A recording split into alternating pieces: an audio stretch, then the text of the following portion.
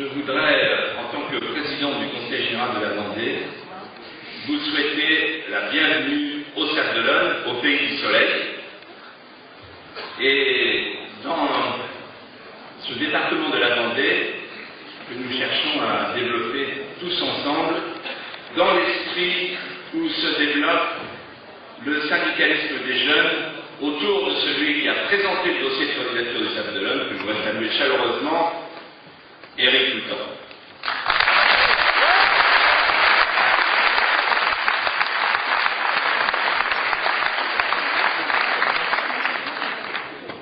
La Vendée est une terre de réussite. Le dernier numéro de l'Express, qui classait les départements, nous a apporté 2 lauriers. Le premier, le département le plus créateur d'emplois en France aujourd'hui. Et aussi, deuxième laurier, le taux d'entreprise par habitant le plus élevé de France. 13 entreprises par habitant. Naturellement, cette réussite, elle repose sur un équilibre. Un équilibre entre les territoires, la terre, la mer, un équilibre aussi entre les secteurs économiques, puisque nous avons un secteur primaire avec la pêche, l'agriculture, qui résiste et qui est tourné vers l'espoir malgré toutes les difficultés que nous connaissons. Un secteur secondaire, industriel, qui fait mieux que résister aux délocalisations.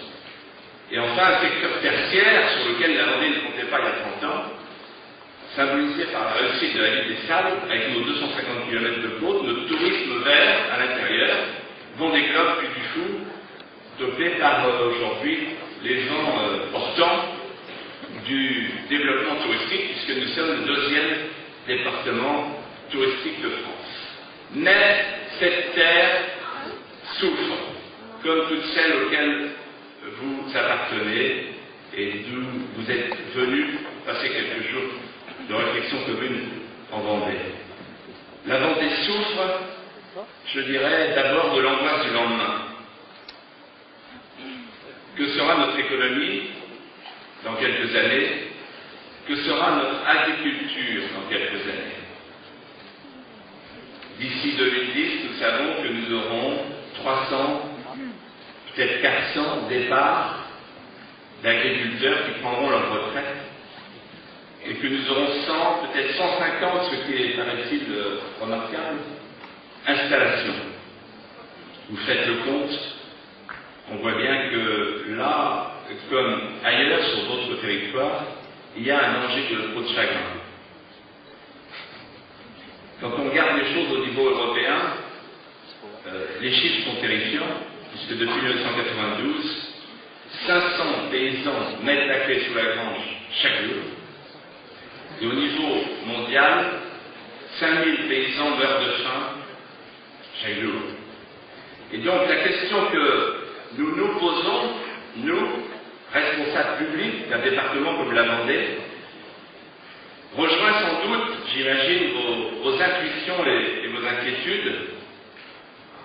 Comment se fait-il qu'il y ait un tel contraste entre le haut degré de technicité exigé de nos agriculteurs aujourd'hui, en particulier les plus jeunes, et qui continuent à s'installer malgré tout, et une sorte d'esprit d'abandon sans qu'il y ait de perspective de long terme qui soit tracée de manière claire et solennelle pour notre agriculture.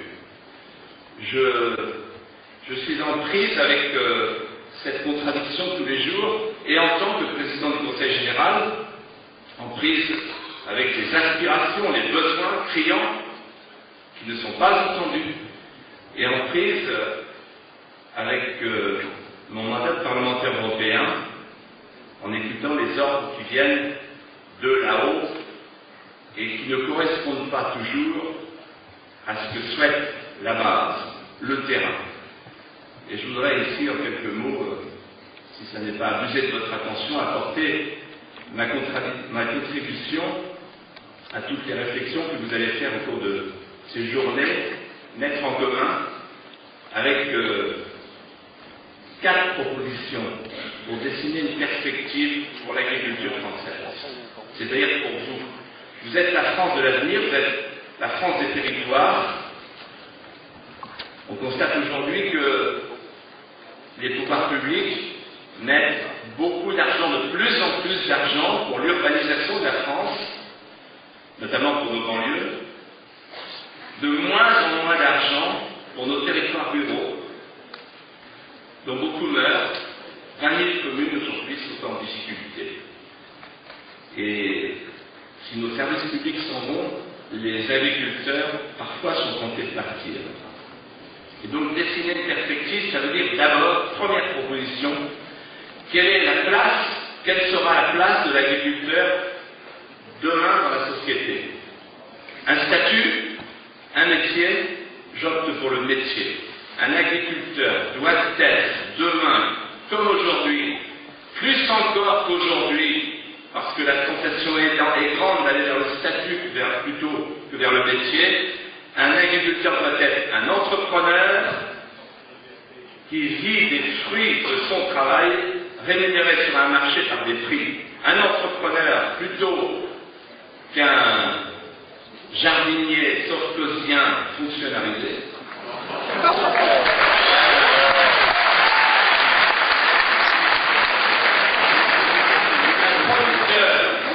Un producteur responsable de son outil de travail, responsable de ses choix, comme vous l'êtes, responsable de la qualité de ses produits, et qui vit des fruits de son travail, ce qui veut dire qu'il ne vit pas de subventions découplées de la production.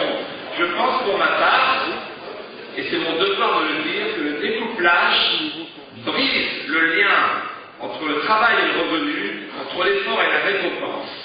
C'est à la fois ultralibéral et soviétiforme. Ça n'est pas l'avenir de notre agriculture. Rémunéré par des prix et non pas par des primes. À la condition, naturellement, que tous ensemble, vous le syndicalisme et nous les responsables publics, nous sachions intégrer dans les prix à payer par les consommateurs les contraintes auxquelles vous êtes soumis. Les contraintes en matière d'environnement, les contraintes sociales, les contraintes sanitaires auxquelles les agriculteurs français sont soumis. Donc oui, le métier d'entrepreneur, la place de l'agriculteur demain, c'est une place pour des entrepreneurs. Deuxièmement, il faut rétablir la préférence communautaire. Elle était le fondement du traité de Rome. Elle a été peu à peu démantelée. Il faut la préférence communautaire, il faut la rétablir pour corriger la concurrence inégale et donc injuste.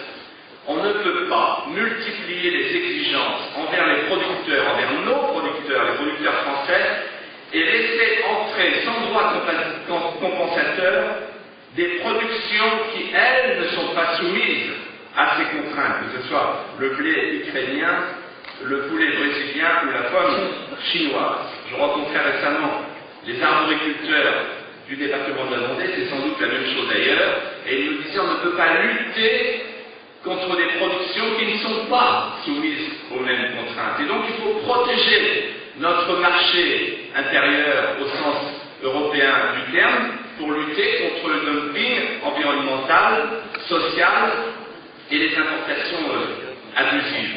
Deuxième proposition, rétablir une préférence communautaire, hélas trop souvent démantelée ou en cours de démantèlement.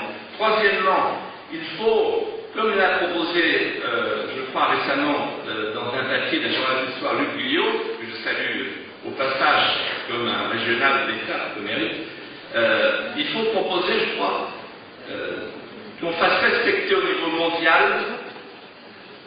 l'exception agriculturelle, comme il y a une exception culturelle, en partant du principe qu'il y a un droit alimentaire pour tous les peuples, c'est le droit à la souveraineté alimentaire, et que les produits agricoles ne sont pas des produits comme les autres. Ils sont comme les produits culturels attachés à nos territoires, à notre terroir et donc à notre culture. Et il faut donc sortir de ce système pervers qui, de cycle en cycle, de cycle du GATT en cycle de l'OMC, ronge nos capacités agricoles parce qu'ils ne songent qu'à troquer des concessions en matière agricole contre des supposés avantages en matière industrielle et dans les services. Il faut sortir les produits agricoles des accords commerciaux de l'OMC, et je pense que l'avenir de l'agriculture mondiale, parce qu'un petit paysan béninois ne pourra pas lutter sans écran de protection contre un latifundiaire de Nouvelle-Zélande. L'avenir de l'agriculture mondiale, c'est l'établissement de préférences régionales garanties par une organisation commune, l'équivalent de l'OMC, mais pour l'agriculture. Enfin, quatrième proposition, il faut sans doute imaginer une nouvelle Europe agricole. En effet, l'Europe est de plus en plus vaste, elle est de plus en plus hétérogène. Si vous allez dans les autres pays, ce que vous faites les uns et les autres, vous constatez qu'il y a aujourd'hui un clivage profond, durable, entre deux sortes de pays. Les pays qui, comme la France, du moins officiellement, entendent préserver une agriculture forte, sur laquelle s'appuie une filière agroalimentaire puissante. C'est une question d'identité, de sécurité, de souveraineté alimentaire. Et puis il y a d'autres pays, nombreux et puissants, qui entendent faire alors une autre conception partagée entre eux, une conception consumériste. Ils préfèrent s'approvisionner au prix les plus bas du marché mondial et ne sont pas prêts, ils ne sont plus disposés à payer le coût d'une agriculture européenne avec des normes élevées exigées de nos agriculteurs. Alors plutôt que de s'épuiser à chercher un point d'équilibre introuvable entre les uns et les autres, ces conceptions antinomiques de l'agriculture, je pense qu'il faudra un jour ou l'autre s'engager dans un marché commun à plusieurs avec ceux, et ceux-là seulement, qui acceptent d'assumer les règles de la préférence communautaire. Voilà, pardonnez-moi d'avoir été un petit peu long, je voudrais terminer en disant ceci qui est le fond du problème devant lequel nous sommes les uns et les autres. Vous faites un métier, ce métier n'est pas un métier comme les autres, parce que vous tenez les territoires. Si vous partez, ce ne sont pas les écolos qui vous remplaceront, ce sont les friches. Et je voudrais dire simplement ceci, un pays, tous les peuples dans l'histoire du monde qui ont brisé leurs liens avec la terre ont été balayés de l'histoire parce qu'ils ont perdu le sens du réel.